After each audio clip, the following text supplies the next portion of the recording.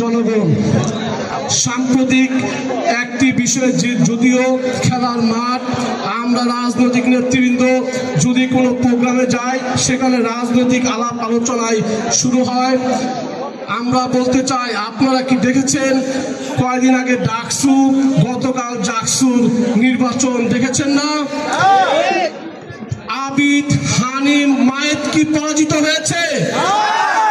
আপনারা কি বিশ্বাস করেন বাংলাদেশের এই ডাকসুর নির্বাচন কি সুষ্ঠু হয়েছে?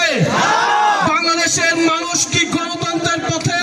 বাংলাদেশের মানুষ যেই ছাত্ররা এই দেশের ফ্যাসিবাদের বিরুদ্ধে আন্দোলন করলো, শহীদ হলো, মামলা খেলো, জেল খাটলো, তারা কি বাংলাদেশের ছাত্র জনতার রায়ে কি তারা পরাজিত হতে পারে?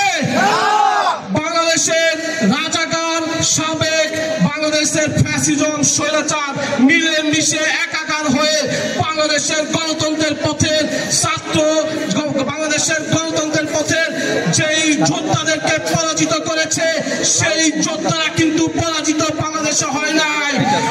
আমরা জাতীয়তাবাদী দলের আদর্শের যে মানুষ আছি, আমরা বিগত 17 বছর বাংলাদেশের মানুষের ভোটের জন্য, বাংলাদেশের স্বাধীনতা সংগ্রামকে রক্ষা করার জন্য 17 বছর কিন্তু বিএনপির তারেক রহমানের নেতৃত্বে, বিএনপির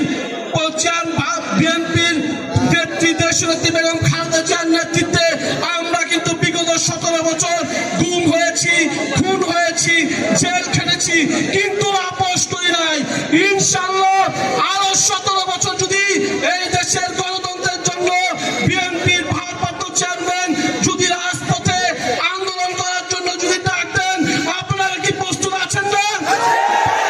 মানুষের ভোটের অধিকার নিশ্চিত করেই বিএনপির ভারপ্রাপ্ত চেয়ারম্যান আগামী রাষ্ট্রনায়ক জনাব তারেক রহমান ইনশাআল্লাহ বাংলাদেশের মানুষের ভোটের অধিকার নিশ্চিত করেই এই দেশে গণতন্ত্রের পরিবেশ ইনশাআল্লাহ প্রতিষ্ঠিত করবে।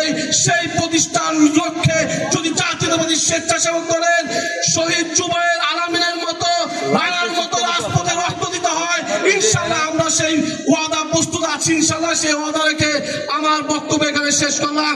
এবং এই ফুটবল খেলার শুভ উদ্বোধন আমাদের উদ্বোধন করবেন, সেই সুন্দর খেলাটি আমাদের ভালোভাবে পরিসমাপ্তি হবে সে আশা প্রত্যাশা ব্যক্ত করে